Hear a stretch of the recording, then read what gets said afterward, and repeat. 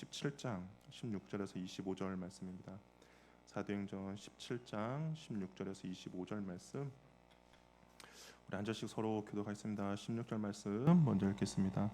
바울이 아덴에서 그들을 기다리다가 그 성의 우상이 가득한 것을 보고 마음에 격분하여 회당에서는 유대인과 경건한 사람들과 또 장터에서는 날마다 만나는 사람들과 변론하니 어떤 에피쿠루스와 스토아 철학자들도 바울과 증론할세 어떤 사람은 이르되 이 말쟁이가 무슨 말을 하고자 하느냐 하고 어떤 사람은 이르되 이방 신들을 전하는 사람인가 보다 하는 이는 바울이 예수와 부활을 전하기 때문이더라. 그를 붙들어 아레오바고로 가며 말하기를 내가 말하는 이 새로운 가르침이 무엇인지 우리가 알 수 있겠느냐. 네가 어떤 이상한 것을 우리 귀에 들려주니 그 무슨 뜻인지 알고자 하노라니. 그는 아는 사람과 거기서 나그네 된 외국인들이 가장 새로운 것을 말하고 듣는 것이 이에는 달리 시간을 쓰지 않음이더라.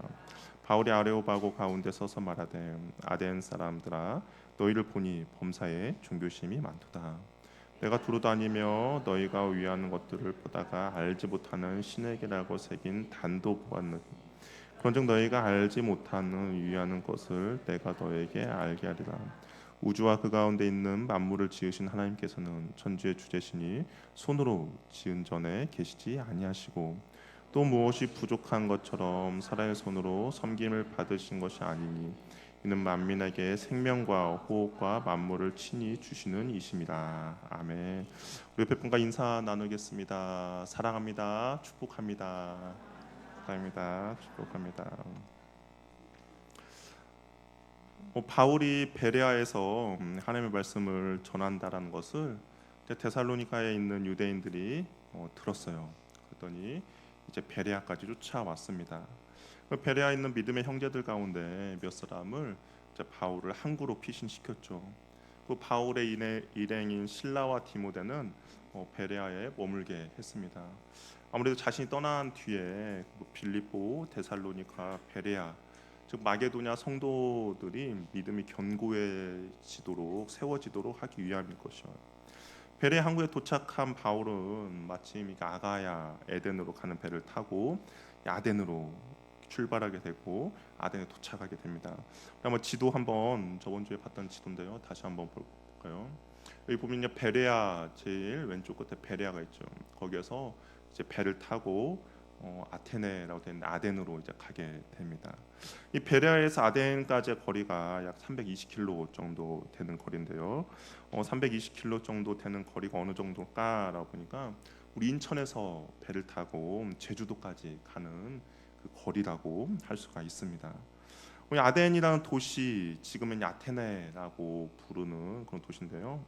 이 본문 그러니까 지금 사도행전 17장의 아테네는 로마 제국의 그런 지배하에 있지만 옛날 아테네 하면 어떻습니까? 우리가 영화에서 본 것처럼 스파르타와 함께 그리스의 그 맹주 역할을 했던 곳이 그 아테네였고요. 또 특별히 이 아테네는 어떻습니까? 철학, 문화, 예술, 정치의 중심지였죠. 이곳에서 소크라테스와 플라톤과 아리스토텔레스 같은 위대한 철학자들의 활동 무대가 바로 이 아테네였죠. 어찌 보면 서구 문명의 발생지가 바로 아테네, 오늘 성경 본문에는 아덴입니다. 또한 이 아테네에서 빼놓을 수 없는 것은 아테네의 여신을 섬기는 그런 신전이 있었고요. 그리고 그 파르테논 신전이라고 하는데 그 신전을 중심으로 수많은 신들을 섬기는 제단들이 이 아테네의 질비에 있었습니다. 이 역사적인 자료를 보면 이 아테나라는 곳에 약 3만 종류의 신들이 있었다라고 이야기해요. 철학과 문화와 예술과 정치의 중심지였지만 또 한편으로는 우상이 도시 곳곳에 만연해 있는 곳이 바로 이 아덴이었습니다. 바울이 이제 아덴에 도착했어요. 그러면서 바울이 마지막으로 부탁하지 않았습니까? 자기 신라와 디모데를 자기에게 이제 속히 오게 하라는 그런 명령을 했습니다. 아마 이 아덴이라는 곳에서 바울이 그 신라와 디모데를 기다렸겠죠. 기다리면서 도시를 곳곳을 돌아다닙니다. 그런데 도시 곳곳을 돌아다니다 보니 만연해 있는 미신과 우상들을 보고 그 마음 가운데 불편함을 느끼게 됩니다. 오늘 성경 표현으로는 그 불편함이 뭐라고 되어 있냐? 격분하다라고 되어 있습니다. 분노함이 그 바울의 마음 가운데 일어났죠. 이 분노라는 단어, 격분이라는 단어가 구약의 성경이 히브리어이지 않습니까? 근데 그 히브리어를 헬라어로 번역한 70인령 성경을 보면 이 격분하다, 분노하다라는 것을 질투하시는 하나님이 갖는 분노를 표현할 때 이 동일한 단어를 사용했습니다. 그러니까 바울 안에 그 격분함이 일어나는 것을 질투하시는 하나님 할 때 그 질투라는 단어를 사용했죠. 이 하나님께서 이스라엘 백성들에게 질투하셨던 언제입니까? 우상 숭배하고 광야에서 우상 숭배하고 하나님의 말씀 가운데 불순종할 때 하나님의 진노를 표현할 때 쓰는 단어였어요. 그러니까 어찌 보면 이 바울이 아덴이라는 곳을 돌아다니면서 그 마음에 격분했다는 것은 하나님이 구약의 이스라엘 백성들에 가졌던 그 질투를 이 바울이 동일하게 느끼고 있었다라는 것이죠. 그러니까 바울의 어떤 감정이다기보다는 바울 안에 계신 그 성령님이 느끼는 거룩한 분노와 탄식이었다는 것이죠. 누구에게는 이 아덴이라는 도시가 뭐 관광지였겠죠. 많은 신전이 있으니까 사람들이 모여드는 그런 도시였을 것입니다. 그러나 바울에게는 이것이 살아계신 하나님께 돌려야 할 영광이 그리고 찬양이 죽은 우상들에게 향하는 모습에 그런 분노가 일어난 것이죠. 신전들은 장엄합니다. 그리고 조각상들은 아름다웠을 거예요. 하지만 이러한 모든 것들이 하나님이 주신 예술성과 창조성의 산물인데 그러한 재능을 하나님이 아니라 우상에게 숭배하는 것을 보면서 마음의 불편함을 바울이 느끼게 된 것입니다. 또한 그 분노, 격분이라는 마음 안에는 또 한편으로 긍휼의 마음이 포함되어 있어요. 왜 긍휼한 마음을 가지고 있겠습니까? 우상을 섬기는 것이 결국엔 인간의 무지함이기 때문인 것이죠.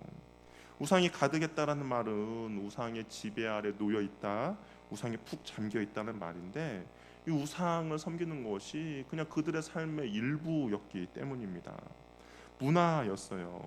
전통이었습니다. 그 문화에서 태어나서 그것이 진리인 줄 알고 살아가는 어리석음이었죠. 우리도 인도나 이슬람이나 뭐 불교 국가들 보면 그들의 삶의 방식이 문화이고 전통이지 않습니까? 인도 같은 곳은 겐지스강에서 목욕 한 번 하는 것이 그들에게 있어서 큰 축복입니다. 참된 진리를 모르니까 그런 문화와 전통에 저항 한 번 하지 못하고 그냥 문화와 전통에 따라서 살아가는 그런 존재인 것이죠. 그러니까 바울이 그 모습을 보면서 그들 안에 있는 안타까움, 긍휼한 마음도 그 안에 있다라는 것입니다. 분노와 격분과 안타까움과 긍휼의 마음이 바울에게 솟아난 것이죠. 그래서 바울은 이 분노로 그치지 않고 그가 한 행동은 뭐냐? 복음을 전하기로 결심했습니다. 우리 17절 말씀을 한번 같이 읽어보도록 할게요. 시작.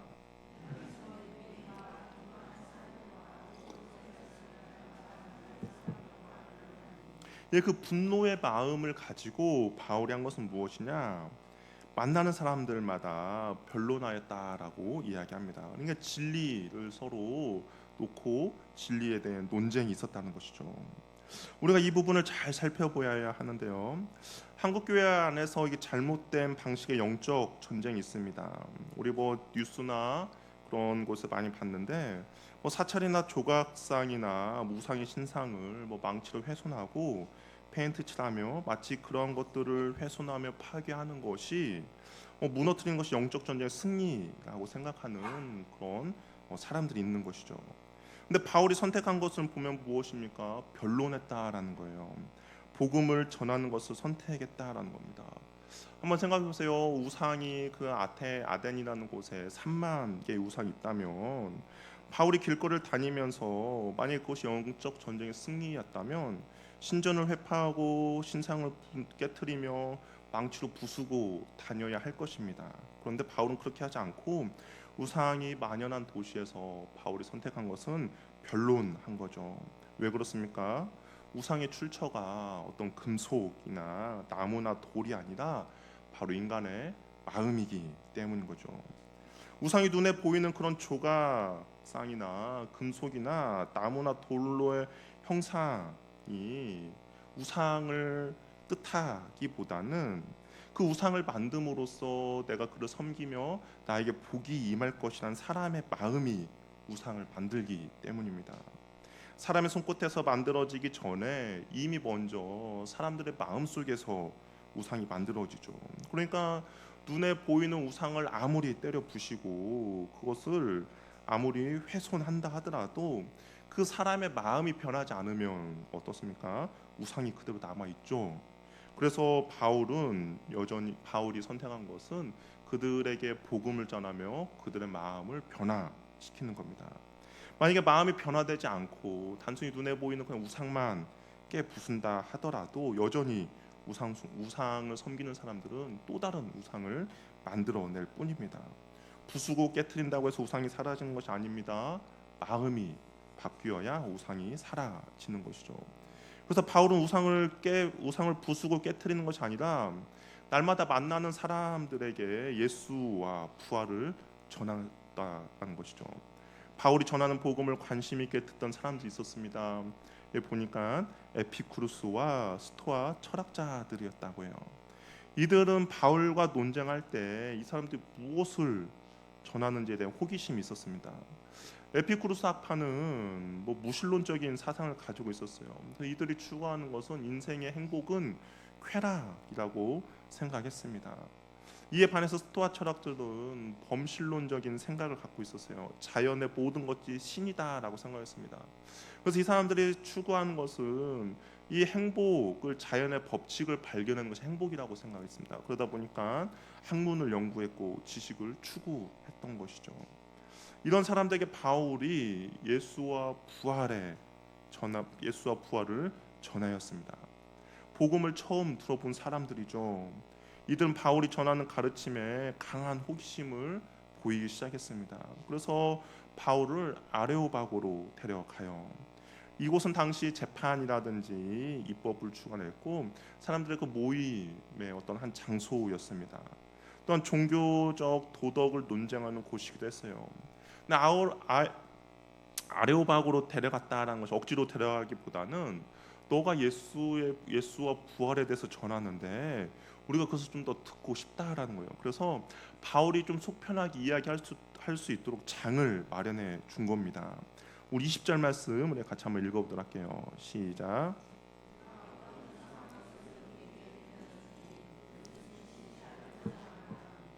이걸 좀 쉬운 성경으로 찾아보니까 이렇게 돼 있어요. 당신이 하는 말은 우리에게 무척 낯설고 새로운 것이요 대체 그것이 무엇인지 알고 싶소라고 이야기합니다. 그러니까 이 지식을 추구하는 뭔가 새로운 것을 추구하는 사람들이 한번 너가 전하고자 하는 것이 무엇인지 한번 말해보라라고 하면서 그 장을 마련해 주었다라는 겁니다.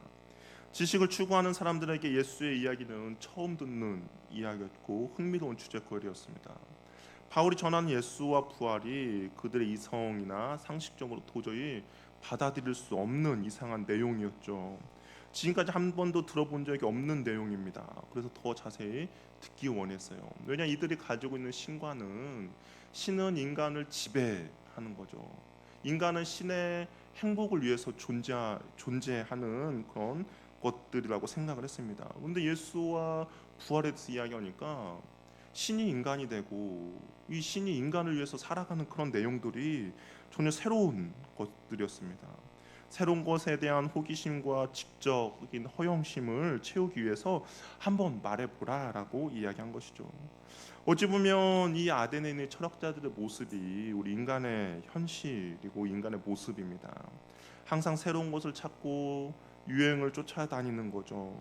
왜 새로운 것을 찾고 유행을 쫓아다닙니까? 그만큼 사람들의 마음이 허하다라는 겁니다. 공허하기 때문에 이것저것으로 그 마음을 채우려고 합니다. 그래서 조금이나마 만족함을 누리려고 하는 것이죠. 이 사람의 이 마음이 이런 유행과 이러한 새로운 것을 채워지는 것이 아님에도 불구하고 하나님을 모르는 사람이기 때문에 그런 것들로 마음을 조금이나마 위로를 받고 채우려고 합니다. 새로운 것이 우리에게 유익을 주고 바로 세우는 것이 아니라 언제나 참된 것, 그것이 우리를 유익하게 하고 우리를 바로 세워주는 것이죠. 하나님만이 우리 인간들의 마음 가운데 그 공허함을 채워줄 수가 있다라는 겁니다. 근데 하나님을 알지 못하는 사람들은 새로운 것과 유행과 다른 것으로 그 마음을 채우려고 하는데, 이 아덴 사람들은 새로운 지식으로 그 자신들의 공허함을 채우려고 한 것이죠. 바울이 그들의 의도를 알고 복음을 전합니다. 우리 22절 말씀 한번 같이 읽어보도록 할게요. 시작.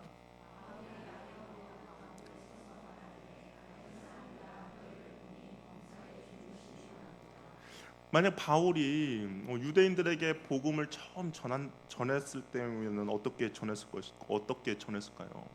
아마 구약에서부터 시작을 했을 거예요. 왜냐하면 유대인들이 하나님을 알고 있기 때문에 예수님을 전하기 위해서는 구약에서부터 왜 예수가 그 메시아인지에 대해서 아마 전했을 것입니다. 그런데 지금 이 사람들은 구약을 모릅니다.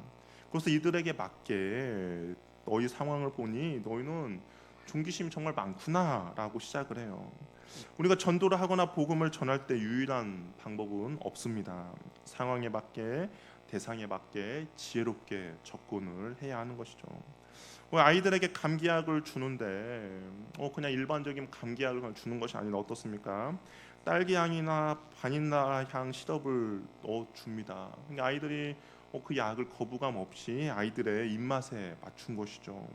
약의 효과는 그대로 유지하면서 아이들이 쓴 약을 거부하지 않도록 맞게 이렇게 먹게 하기 위함인 것이죠.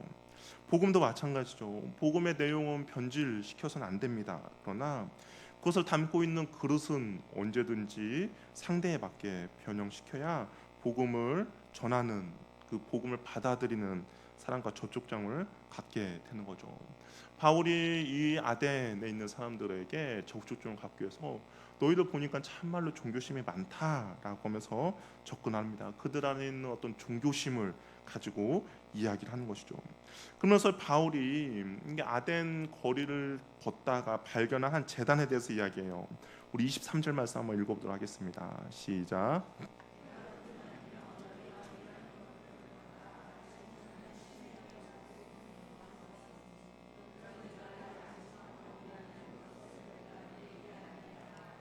바울이 아덴 도시를 걸으면서 보니까 어떤 한 제단을 발견했어요. 근데 그 제단의 이름이 뭐냐?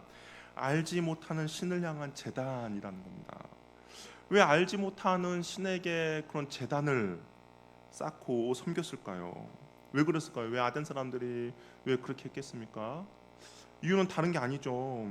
자신들 생각할 때 모든 것들 다 신이에요. 그런데 혹시 자신들이 알지 못한 어떤 신이 있다면 그 신을 섬겨야 하는데, 자신들이 몰라서 혹시 그 신이 빼놓았다면 그 신이 삐져가지고 재앙을 내린다 생각했겠죠.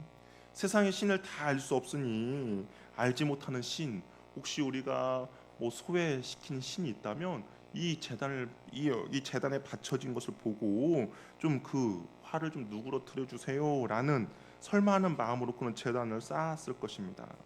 이들이 가지고 있는 종교심은 무엇입니까? 아까 앞에서 말한 공허함이죠. 새로운 것들을 채우려는 것과 그리고 두려움입니다. 신을 섬기는 두려움이에요.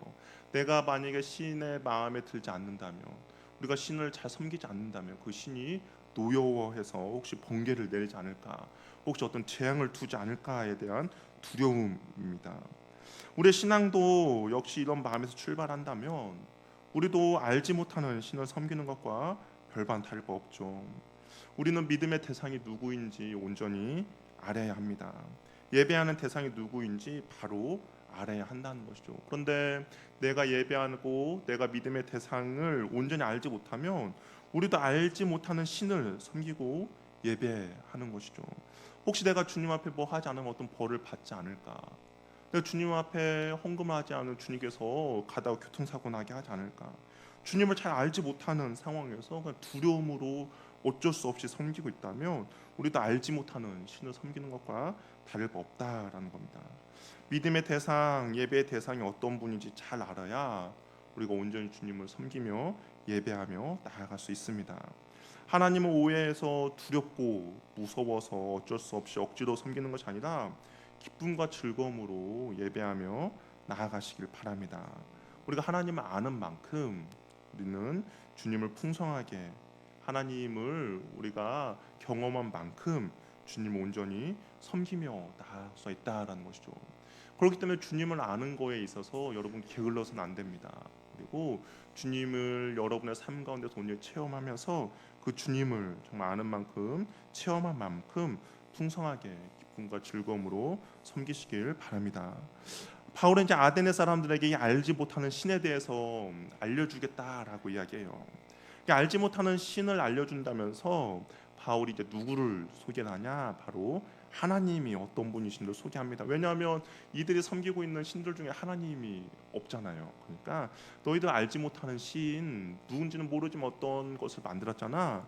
그러면서 이제 하나님을 소개하죠. 그러면서 먼저 창조주 하나님에 대해서 소개를 합니다. 우리 24절 말씀 한번 읽어보도록 할게요. 시작.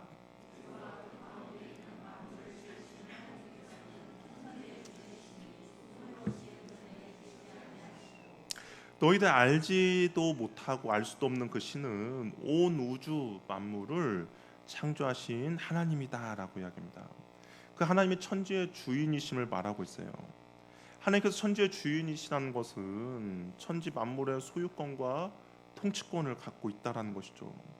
하나님께서 천지 만물을 창조하셨으므로 천지 만물의 주인이시고 주님께서 주인이시기에 통치자가 되십니다. 그러므로 하나님이 천지의 주인이시기에 아덴 사람들에 의해서 그 피조된 신들은 신상들이 아무리 많아도 그것들은 결코 천지의 주인이 될 수가 없다라는 의미죠. 이 안에는 너희들이 좀 섬기고 있는 우상들은 천지의 주인이 아니다라는 겁니다. 천지의 주제이신 하나님은 사람의 손으로 지으신 전에 계시지 않는다라고 이야기해요. 이 당시의 사람들은 신이 3만 개 정도 있다면 어떻습니까? 그냥 곳곳에 신들이 있다라는 거죠. 뭐 우리 예전에 그 어린이들 무서운 이야기하면 어때요? 그 당시에 뭐 변소 귀신 뭐 그런 것도 있지 않습니까? 우리 막 그런 이야기 있잖아요. 뭐 부엌 귀신, 어디 귀신, 뭐 천장 귀신, 마루 귀신 그런 것처럼 신들이 곳곳에 다 있다라고 생각을 했어요. 근데 바울은 말하죠. 아니다. 천주의 주제이신 천주의 주인이신 하나님은 사람의 손으로 지은 전에 계시지 않는다라는 것이죠. 인간이 만든 건물 속에 갇혀 계시는 분이 아니다라는 겁니다. 무한하신 존재가 어찌 유한한 인간이 만든 공간에 갇혀 있냐는 것이죠. 어찌 보면 바울이 아레오바고에서 이 말을 하면서 아크로폴리스 언덕에 우뚝 솟은 파르테논 신전을 향하여서 그 말을 했을 수도 있어요. 사람들은 그 신전 안에 그 아테네를 지키고 보여주는 신이 있다라고 생각을 했기 때문인 거죠. 이 고백은 어찌 보면 솔로몬의 고백과 동일합니다. 우리 열왕기상 8장 27절 말씀을 한번 같이 한번 읽어보도록 할게요. 시작.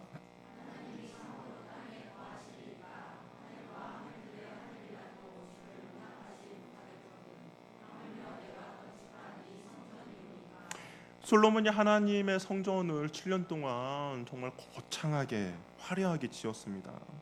그 사람들은 이 화려함 가운데 당연히 하나님의 위엄과 하나님의 그 신분에 맞는 성전이다라고 생각했어요. 근데 솔로몬이 말하죠.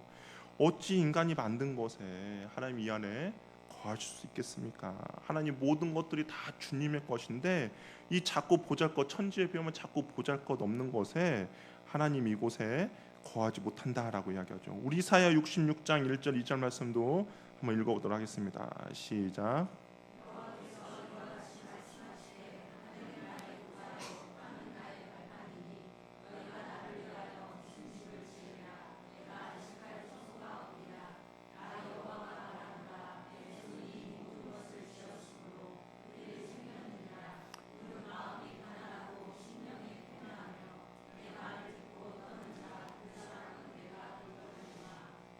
보세요. 하나님이 하늘이 하나님의 보좌라고 이야기합니다. 하늘이 얼마나 높습니까? 그리고 땅은 하나님의 발등상이라고 해요. 근데 이 위대하고 거룩한 정말 크신 하나님이 인간이 만든 작은 건물에 갇혀 있다라는 거 그럴 수가 없다라는 것이죠. 우리도 가끔 이러한 하나님을 가둘 때가 있습니다. 나의 경험에 하나님을 가두어 버리죠. 나의 생각 속에 가두고 심지어는 이 예배당에 하나님을 가둡니다.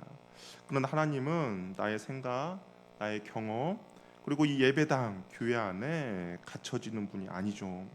하나님께서 창조하신 온 천지가 다 하나님의 집입니다.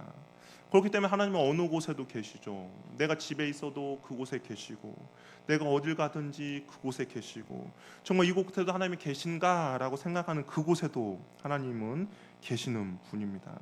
우리가 이 하나님을 주인으로 모시고 하나님께 매여 사는 참된 그리스도인이 되길 바랍니다. 하나님 우리가 가둔다면 우리는 하나님이 없다라고 생각하는 것은 내 마음대로 행동하겠죠.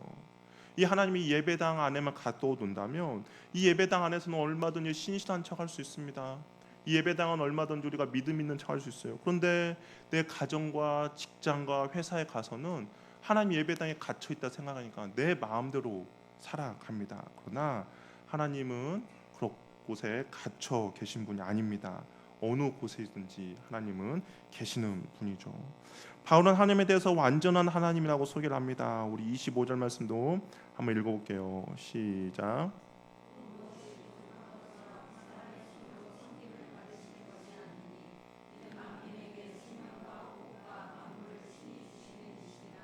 하나님은 창조주이시기 때문에 완전하신 분이다라고 이야기합니다. 하나님은 인간의 기도나 찬양에 우쭐하거나 재물을 통해 서운함이 달래지는 분이 아니다라는 거예요. 하나님이 뭔가 부족한 게 있어서 인간이 바치는 것이나 하는 일에 대해서 체험을 받는 분이 아닙니다. 사람이 드리는 헌금이나 재물을 받아먹고 사시는 분이 아니다라는 것이죠. 아덴에 있는 사람들은 신들의 기쁨과 행복을 위해서 인간이 희생이 필요하다라고 생각했어요. 자신들의 그 신상 앞에 풍성한 음식을 날마다 바쳐야 했죠. 그리고 신들이 그래야 비로소 배부르게 된다라고 생각했습니다.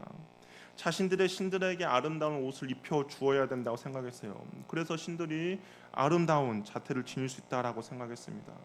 자신들이 신들에게 돈을 바쳐야 된다고 생각했어요. 그래서 신들의 주머니가 두둑해진다고 생각했습니다. 특히 옛날 사람들은 신들의 기쁨과 행복을 위해서라면 얼마든지 희생하고 헌신하며 수고할 수 있다라고 생각합니다. 심지어는 자기 자신의 자식까지 바치는 것도 서슴지 않았어요. 그래야 신들이 기뻐하고 행복해야 한다라고 생각했죠. 자신들의 신들이 재앙을 면하고 복을 줄 수 있다라고 믿었기 때문입니다. 만약 인간들의 이러한 노력으로 신들이 체험을 받는다, 만족함을 얻는다, 그렇다면 어떻습니까? 그것이 온전한 신입니까? 아니죠. 인간에게 의존하는 신이라면 참된 신이 아니죠. 인간이 먹을 걸 줘야 신이 배부르고, 인간이 옷을 챙겨줘야 그의 아름다움이 나타내고, 인간이 돈을 줘야 그 주머니가 채워진다면 자기 자신의 스스로도 자기 자신의 부족함도 스스로 채우지 못하는데 그게 어찌 참된 신이겠습니까? 오히려 인간보다 덜한 존재지 않습니까? 인간보다 열등한 존재죠. 그러나 우리가 믿고 섬김에 따르는 하나님은 그런 하나님이 아니다는 겁니다. 하나님이 무엇이 부족한 것처럼 사람의 손으로 섬김을 받으시는 분이 아니다라고 이야기해요. 이것은 하나님께서 아예 인간의 경배를 받지 않는다라는 말이 아니라 우상처럼 인간의 손으로 바쳐지는 것들로 당신의 부족함을 채우며 만족하시는 분이 아니다라는 것이죠. 대신에 하나님께서는 어떤 분입니까? 바울이 이야기하죠. 생명과 호흡과 만물을 친히 주시는 분이다라고 이야기합니다. 인간의 손으로부터 무엇을 채움 받고 인간의 손으로부터 무엇을 만족함이 받는 분이 아니라 오히려 하나님께서 인간에게 생명과 호흡을 주실 뿐 아니라 인간에게 필요한 모든 것들을 주시는 분이 바로 하나님이다라고 이야기를 하고 있는 것이죠. 하나님과 인간의 관계는 하나님께서는 인간을 의존하지 않습니다. 반대로 인간은 전적으로 하나님께 의존해야 살아갈 존재임을 말해주고 있는 것이죠. 그럼 이 말씀을 들으면서 이제 성경 조금 아시는 분들은 이런 생각이 들 거예요. 아니 구약에서 하나님께서 인간의 손으로 온갖 재물을 바치라고 하지 않았습니까? 곡식도 바치고 그다음에 가축도 바치고 바치라고 하지 않았습니까?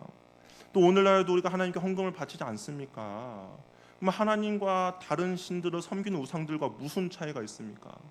구약의 그 하나님 앞에 제물을 가지고 와서 바치고 바치지 않으면 하나님께서 왜 바치지 않았는지에 대해서 책망하시고, 그러면 그것이 우상을 섬기는 것과 무슨 차이가 있느냐라는 질문이 생길 수 있죠. 어떻습니까? 그런 질문 생깁니까? 무조건 다 아멘입니까 우리는? 그런 질문 생길 수 있죠. 당연히 생깁니다. 그래서 구약의 레위기를 보면 각종 제사 제물을 하나님께 바치라고 하나님께서 명령하셨어요. 심지어는 그 제물도 흠이 없는 제물을 요구하십니다. 생각하죠. 하나님 참 성격도 희한하다. 그냥 아무거나 바치면 어때? 꼭 흠이 없어야 돼? 라고 생각이 듭니다. 얼핏 보면 인간의 손으로 드리는 제물을 받는다는 의미에서 하나님과 우상이 같아 보입니다. 그러나 본질적인 차이가 있어요. 인간에 의해 만들어진 우상은, 인간으로부터 제물을 받는 것은 자기의 부족함을 채우기 위함이죠. 아까 말한 것처럼 인간이 음식을 바쳐야 배부르고, 인간이 아름다운 것을 줘야 아름다운 차트를 꾸며내고, 인간이 헌금을 줘야 그걸로 자기 주머니 채워지는 자기의 부족함을 채우기 위함입니다. 제물을 바치는 인간들을 위함이 아니죠.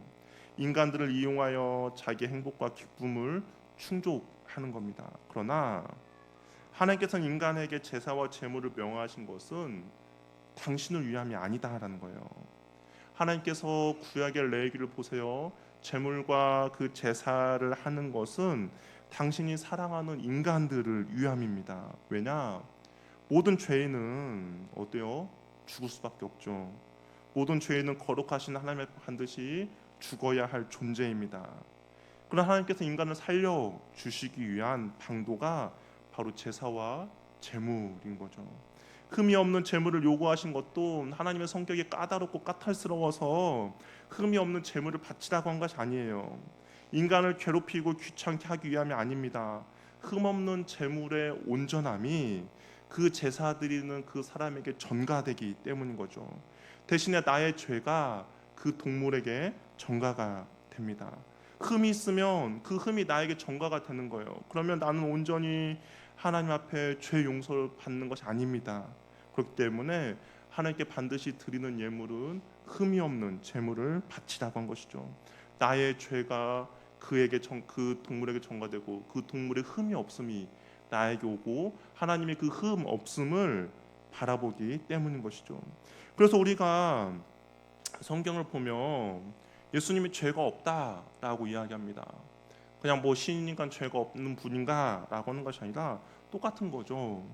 예수님의 그 죄 없음이 우리에게 전가되기 때문에 하나님이 보실 때 우리가 죄 없다라고 생각하시죠. 대신에 우리의 죄가 예수님께 전가됩니다. 그래서 성경은 계속적으로 예수님은 죄가 없다라고 이야기해요. 그분은 흠이 없다라고 이야기합니다. 왜냐하면 그 흠 없음이 바로 우리들에게 전가되기 때문인 것이죠. 따라서 하나님께 드려지는 제사와 제물은 하나님의 부족함을 채우기 위함이 아니라 하나님께 사랑하시는 저와 여러분의 죄를 용서해주기 위함입니다. 인간이 우상에게 제물을 바치는 것과 하나님께서 인간에게 제사와 제물을 요구하는 것은 본질적으로 같을 수가 없죠. 오늘날 우리가 하나님께 헌금을 드리는 이유도 어떤 하나님의 부족함을 채우기 위함이 아닙니다. 헌금을 해야만 하나님께서 구원을 베풀어 주시고 많이 드려야 하나님께 기뻐하시는 것도 아닙니다. 하나님께서 인간이 창조되기도 전에 영원 전부터 스스로 계시는 분인데 인간이 몇 푼 주는 것으로 하나님께서 만족하시겠습니까? 이 세상의 모든 주인이 세상의 것이 다 하나님 것인데 과연 내가 드리는 헌금과 그런 것도 이 세상에 과연 몇 프로 차지하겠습니까? 그거 가지고 하나님을 만족시킬 수 없는 것이죠. 그럼에도 우리가 하나님 앞에 자발적으로 헌금을 드리는 것은 하나님께서 베풀어 주신 구원의 은혜에 감사 드리는 거죠. 아울러 우리의 모든 것이 하나님께 주어졌음을 고백하는 겁니다. 이 헌금을 통해서 온 세상을 구원하시기 원하는 하나님의 영원한 사랑과 생명이 이 세상 사람에게 전하는 도구로 사용되기 위함으로 우리가 하나님께 드리는 것이죠. 그렇기 때문에 하나님께서 우리에게 원하시는 것은 이 물질이 아니다라는 겁니다. 우리가 복을 받기 위해 무언가 열심히 내는 헌신이 아니다라는 거예요. 하나님께서 나를 죽도록 고생시키고 나를 노역시키고 나를 노동의 대가로 그래 잘했다라고 하면서 하나님께 나에게 복을 내려주시는 것이 아니다라는 겁니다. 우리의 그런 것이 주님을 만족시키고 주님의 배를 배부르게 하고 주님의 아름답게 만드는 것이 아니다라는 거예요. 하나님은 그 자체로 이미 충분하고 충만하고 모든 것을 다 갖추신 분이다라는 겁니다. 하나님께서 우리가 그렇게 원하시는 것은 다름이 아니라 저와 여러분의 행복 때문이다라는 것이죠. 우리 신명기 10장 12절 13절 말씀을 한번 같이 읽어보도록 하겠습니다. 한번 읽어볼게요. 시작.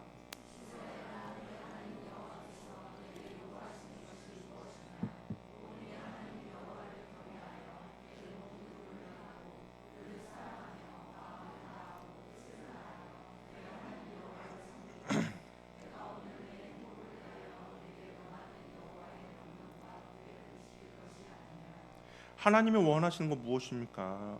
우리들의 행복이라는 거예요. 우리도 그렇지 않습니까? 우리가 사랑하는 사람이 행복하길 바라죠. 그 사람이 불행하며 힘들며 어려움에 아파하는 거 원하는 사람 없습니다. 행복하길 원하죠. 하나님께서도 사랑하는 우리가 행복하기를 원하십니다. 그래서 하나님께서 그러면 너희들 과연 어떻게 행복할 것인가 그것을 가르쳐 준 거예요. 우리가 행복할 수 있는 것은 무엇이냐? 마음을 다하고 뜻을 다하여 하나님을 사랑하고 섬기는 거죠. 이 천지의 주인이신 하나님을 섬기는 겁니다. 그럼 천지의 주인을 섬김으로써 그 천지의 주인이신 그분이 우리들에게 복을 내려 주시는 것이죠. 또 하나는 무엇입니까? 하나님의 말씀을 지키는 거죠. 하나님의 말씀을 지키는 것이 이걸 지킴으로써 내가 영광을 받고 이걸 지킴으로써 내가 영화롭게 되고 이걸 지킴으로써 내가 뭔가 어떤 것을 얻는 것이 아니라 무엇이라 말합니까? 이 명령과 규례를 지키는 것이 바로 너희들이 행복해지는 것이다라고 이야기합니다. 우리 신앙생활이 그렇다는 거예요. 내가 신앙생활 함으로써 하나님이 뭔가 콩고물을 얻어 가겠지. 내가 기도함으로써 하나님께서 뭔가 유익이 되겠지. 내가 헌금함으로써 하나님이 뭔가 이익이 되겠지가 아니라 하나님께서는 그렇게 하는 것이 너희들의 행복이라고 이야기하죠.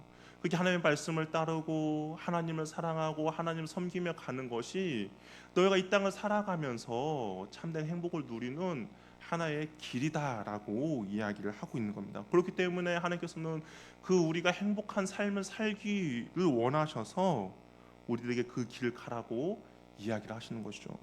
여러분 한번 생각해 보세요. 여러분들이 어떤 복을 받는 어떤 길을 안다라고 생각해 봅시다. 이 길을 가면 반드시 복을 받아요. 이 길을 가면 반드시 성공합니다. 근데 여러분 자녀들을 그러면 여러분들 어떻게 하시겠습니까? 그 길을 가도록 하겠죠. 만약에 분명히 A라는 길을 가야 하는데 A라는 길만 가면 얘가 행복해지고 복을 받고 정말 모든 것들이 다 풀리는 인생이 되는데 자꾸 B를 가려고 합니다. 그럼 여러분들이 만약 어떻게 하겠어요? 끝까지 A를 가도록 인도해 주지 않겠습니까? 하나님도 마찬가지죠. 때로는 하나님께서 우리를 징계할 때도 있죠. 때로는 왜 하나님께서 왜 내 앞길을 막는다, 왜 막냐라고 생각할 수도 있습니다. 무엇입니까? 사랑하는 우리들이 하나님이 보실 때 뻔한 행복의 그 바른 길이 있는데 다른 길로 가려고 하니까 사랑하는 마음으로 우리를 이 길로 인도해 주기 위함인 것이죠. 그것이 바로 우상과 하나님의 다른 점이라는 겁니다. 우리가 하나님의 말씀을 쫓아 순종하며 사는 것이 하나님의 유익이 아니라 인간의 유익을 위함입니다. 그 길만 인간이 진정한 행복하게 살 수 있는 유일한 길이기 때문인 것이죠. 우상을 섬기듯 하나님을 섬기지 말고 하나님 어떤 분이신지 바로 알아 말씀하셔서 참된 행복을 누리며 살아가는 은혜가 있기를 바랍니다. 하나님의 기쁨이 되는 은혜가 있기를 바라요. 우리가 참된 행복을 누리며 살아가는 그것이 바로 하나님의 기쁨이 되는 것이죠. 온 마음과 정성을 다해 하나님을 사랑하고 우리의 행복을 위해 주신 말씀에 온전히 순종하며 나아가는 저와 여러분이 되기를 바랍니다. 바울이 아덴에 있는 사람들에게 그것을 가르쳐주고 싶은 거죠. 우상이 만연해 있는 그곳 가운데 참된 하나님이 어떤 분이신지 가르쳐주고 있다라는 겁니다. 우리 다음 주에 계속 이어서 그 하나님이 어떤 분이신지 말씀을 나누도록 하겠습니다. 우리 자리 일어나셔.